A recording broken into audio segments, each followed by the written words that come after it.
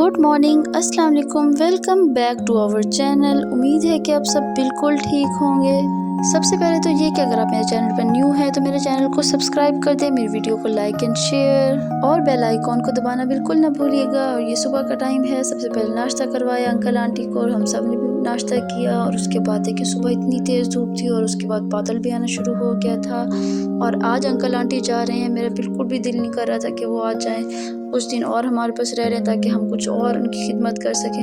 बहरहाल उन्होंने जाना था और हमें यूँ उदास करना था, तो बस फिर उनके लिए मैंने सुबह सुबह मैक्रोनीस बनाई, क्योंकि आंटी को मेरे हाथ की मैक्रोनीस बनी हुई बहुत पसंद है।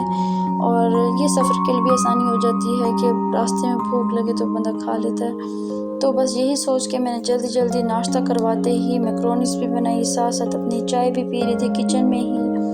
सबके साथ नाश्ता करते हुए मैंने मैक्रोनीस पीछे किचन में वैसे ही रख दी थी बॉईल होने के लिए। तो बस जैसे ही मैक्रोनीस बॉईल हुई तो बस नाश्ता भी ख़त्म हो चुका था। नाश्ता ख़त्म करने के बाद मैंने जल्दी से सारी वेजिटेबल कट की और चिकन के क्यूब्स काटे और उसके बाद चिकन को भूनना शुरू कर दिया। और उसके बाद सारे मसाले, सारी वेजिटेबल ऐड करके, मैक्रोनीस ऐड करके ज़बरदस्त किस्म की मैक्रोनीस बनाई। पहले तो मैंने सोचा कि अंकल आंटी के लिए पैक कर लेती हूँ और जो बचेगा वो दोपहर में खा लिया जाएगा, रात में भी और मेरे लिए आसानी हो जाएगी रात। लेकिन फिर सोचा जब मैं इतनी सुबह बना ही रही हूँ, अभी आतिफ साहब भी घर पे थे तो उनको भी लंच में दे देती हूँ। तो फिर बस जैसे ही मैक्रोनीस मैंने तैयार की, साथ ही साथ 2 बॉक्सेस मैंने बनाए, एक अंकल आंटी के लिए और एक आतिफ साहब के लंच के लिए। अच्छा, वैसे मैं आपसे यहाँ पे बड़ी मज़े की बात शेयर करती हूँ अपनी, कि मैं ज़्यादातर आंटी से भी कहती हूँ जो कि मेरी सास हैं, कि अब हम जैसे अलग रहते हैं, अगर हम इकट्ठे एक ही घर में जॉइंट फैमिली में रहते तो देखें एक नए दिन कोई ना कोई लिहाज ख़त्म हो जाता है या कुछ भी हो जाता है। मतलब एक घर में रहते तो कोई ना कोई बात तो हो ही जाती है। अब जैसे हम दूर रहते हैं तो जब भी मिलते हैं कितनी मोहब्बत से मिलते हैं।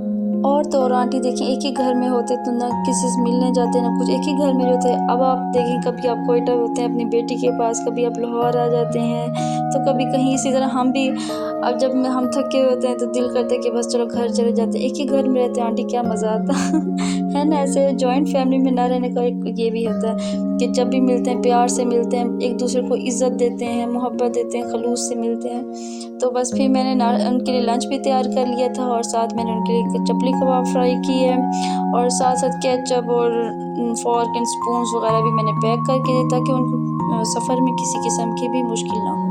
और मेरी बात करने का मकसद सिर्फ ये नहीं है कि मैं ही उनकी कर रही हूँ खिदमत या कुछ भी।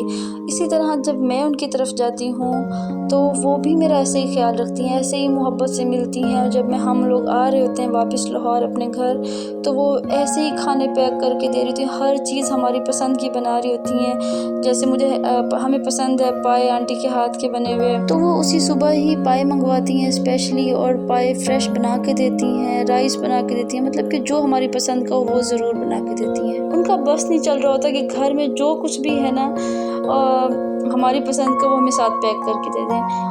और यहाँ तक कि उनका ये भी बस नहीं चलता कि हमें राशन भी दे दे साथ मजाक कर रही हूँ, लेकिन वो मतलब कि इकट्ठे नहीं रहते तो शायद इसलिए इतना है, इकट्ठे रहते तो शायद कभी कोई बात एक घर में रहते हुए बात हो जाती है। लेकिन ये भी फ़ायदा है, मुझे तो ये नज़र आता। खाना बनाने और पैक करने के बाद अंकल आंटी के साथ कुछ टाइम गुजारा, बच्चों और मैंने बहुत सारी बातें भी की और फिर उनका जाने का टाइम आ गया और मौसम भी बहुत प्यारा हो गया। बस दिल कर रहा था कि किसी न किसी तरह इनको रोक लें हम लोग, दिल बहुत उदास हो रहा था।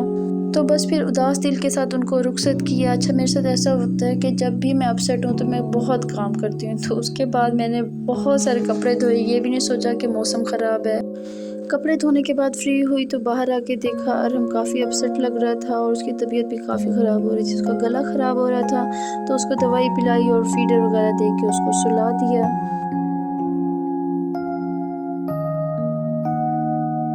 इधर मोहम्मद अरहम को सुला के फ्री हुई तो बारिश स्टार्ट हो गई और मोहम्मद अहमद बहुत बोर हो रहा था, उसका बस नहीं चल रहा था, बस किसी न किसी तरह अरहम को जगा दे खेलने के लिए। तो मैं उसको छत पे लेके आई और थोड़ी देर, क्योंकि अभी बारिश तेज़ नहीं हुई थी, हवा काफ़ी अच्छी चल रही थी, हल्की हल्की बूंदाबांदी थी, तो मैं उसको ऊपर लेके आई क्योंकि वो थोड़ी देर बोर ना हो, ताकि किसी और तरफ लग जाए उसका जहन और अपने भाई को तंग ना करे। तो बस उसको लेके आई, उसको देखा खेलते खेलते, और मैं काफ़ी थक चुकी थी क्योंकि मैं सुबह से मुसलसल कामों में लगी हुई थी, खाना भी बना चुकी थी।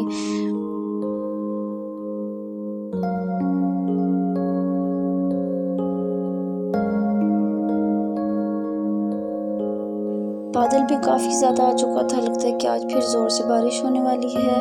और उसके बाद मैं नीचे आई, ज़ोहर की नमाज़ अदा की और उसके बाद सुकून से बैठ के मैंने मैक्रोनीस बनाई।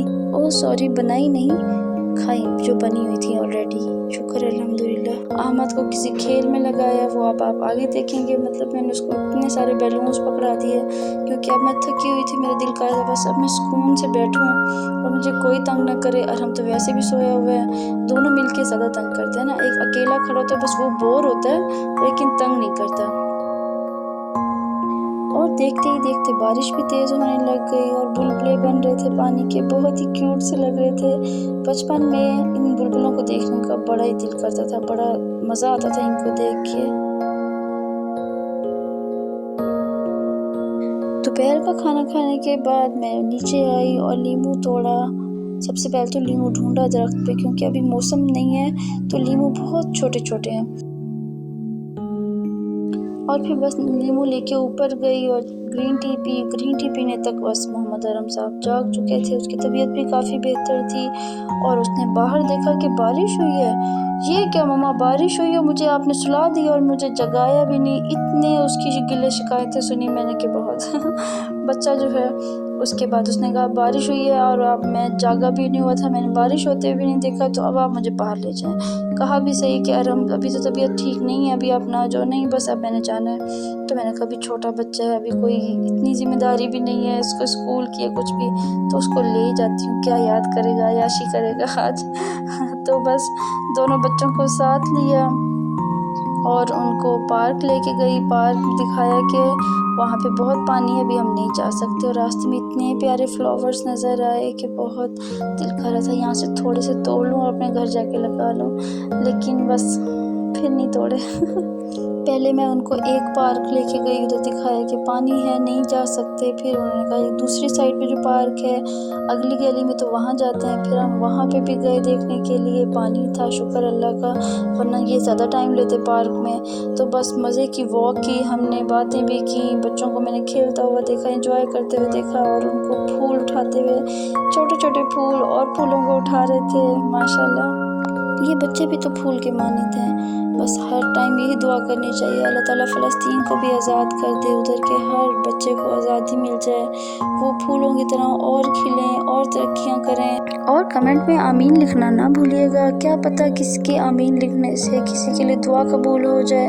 और इधर मोहम्मद अहमद साहब मेरे काबू में ही नहीं आ रहे थे और वो चाह रहे थे कि बस पार्क में जाना है, पार्क में जाना है। और इधर गाड़ी सामने आई तो उसके दौड़े चेक करें और उसके बाद फिर उसने मेरा हाथ नहीं छोड़ा कि मम्मा आप घर चलें, बस जल्दी चलें जल्दी चलें, बहुत गाड़ी है इधर, बहुत गाड़ी है।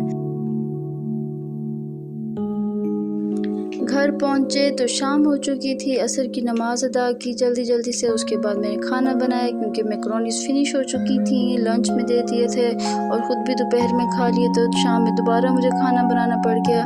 और खाने में मैंने बनाया आलू गोश्त का सालन। और फिर रात में बच्चों को सुलाने के बाद आतिफ साहब और अपने लिए रोटियां बनाई। और रोटियां बनाते बनाते मैंने अपने मोबाइल पे कुछ रेसिपीज़ भी देखी। अब ये मुझे नहीं पता कि ये अच्छी आदत है या नहीं, लेकिन कम से कम किचन में सुकून से कुछ देख तो सकता है, वरना बाहर बच्चे कुछ भी सुकून से नहीं देखने देते। तो बस फिर गर्मा गर्म हमने खाना अपना खाया और रात में फिर मैंने थोड़ी सी मिठाई भी खा ली। फिर मिलते हैं नेक्स्ट व्लॉग में। उम्मीद है कि आपको मेरा आज का व्लॉग भी ज़रूर पसंद आएगा, तो मेरे चैनल को सब्सक्राइब करना ना भूलिएगा और मेरी वीडियो को लाइक एंड शेयर भी। अल्लाह हाफिज़, बाय बाय।